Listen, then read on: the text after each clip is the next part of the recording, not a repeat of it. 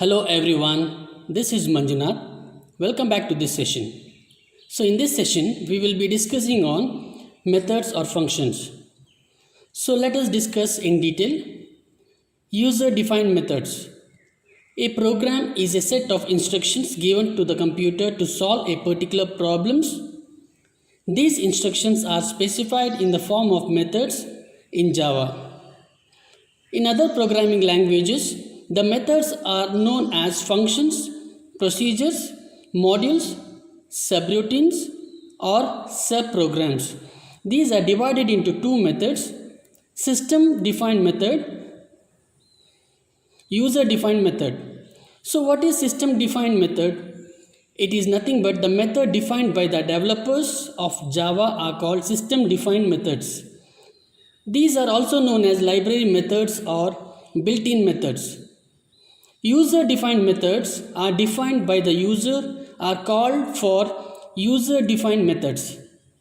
These methods are defined as per the needs of the user to create customized and reusable blocks of codes. Need or advantages of methods. A class with only one data types and without methods that operates on this data is of a little or no use. The objects created by class such as class cannot perform any operations. Therefore, you must add methods that are necessary for processing the data contained in the classes. There are a number of reasons to use methods. Some of the items are listed below. Methods can be reused in the program without the need to rewrite the same code. Thus, methods provide the means to avoid duplication of the code and helps in code reusability. Second point, they help divide complex program into manageable code blocks. They help us in understanding the flow of a program. They help in improving the readability of code. They make debugging of the code easier. Method definition. The methods are defined inside the class immediately after the member variables. The syntax of a method definition is access modifier, type method name and parameter list with the method body. So let us discuss now. The first line of the method definition is called method prototype or method header. You can see in the picture depicting a simple just displays a method message on the screen. The method body with curly brackets contains a block of statements that is executed to perform a task. The statement within the method body are executed when the method is called. The method definition can be divided into 5 main parts.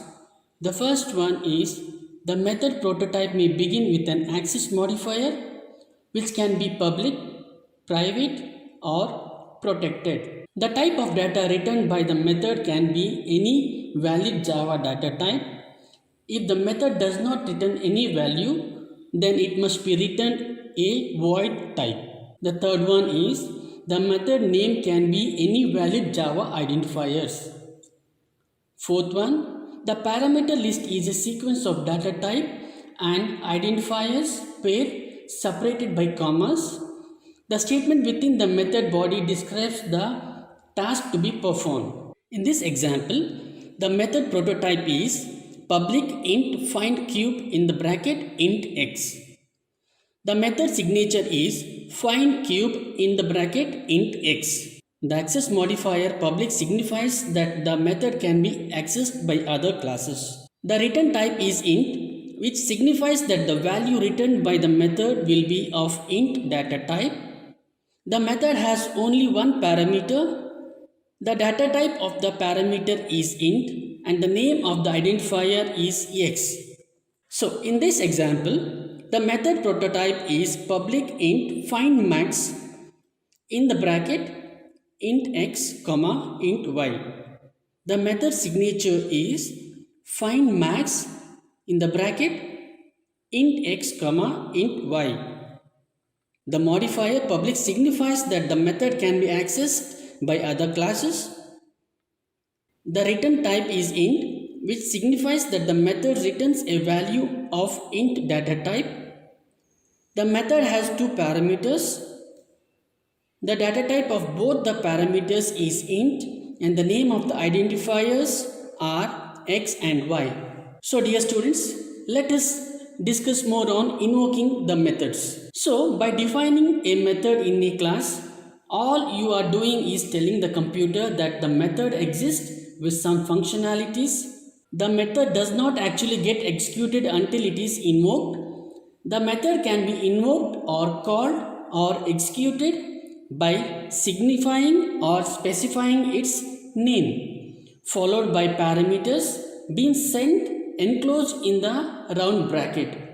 Now you can see in this example, find cube in the bracket and close bracket method defined earlier could be invoked using the following call statements, where num needs to be of the int data type. This method invoke statement could occur anywhere in the class. Let us understand how you can invoke this method. In this program, a method findCube with open and close bracket has been defined, which computes the cube of a number. The number whose cube is to be computed is passed as an argument. When such a method is invoked, we need to follow certain steps. The invoke statement must provide all the parameter values.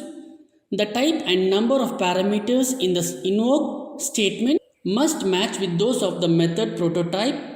For example, the method prototype at line 3 has only one parameter and is of int data type. Therefore, the invoking statement at line 14 provides only one parameter whose data type is int.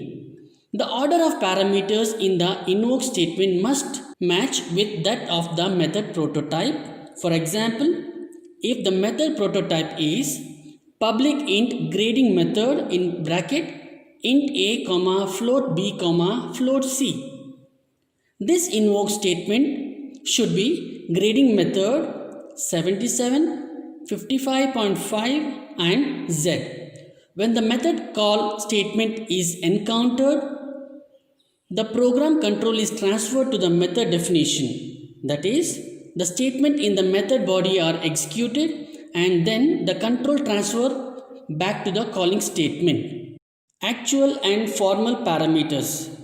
In the discussion so far, the term parameter has been used in two different but related concepts.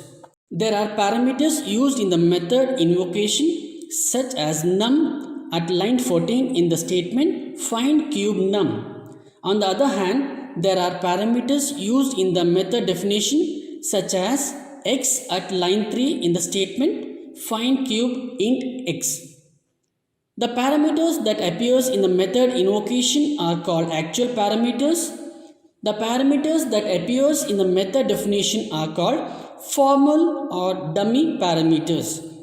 In this example, x is formal parameter whereas num is an actual parameter. Sometimes the method call statement may contain an expression as an argument. In such case, inactual parameters in the method call statement are first used to evaluate the expression and the value are being assigned to the formal parameters. Using these values, the body of the method is executed. My result is equal to find cube 3 into num. In this case, expression 3 into num will be evaluated first using the actual parameter. Its value will be assigned to the formal parameter x and the body of the find cube method will be executed. For example, if the value of number is 4, the formal parameter x would be assigned the computed value 12.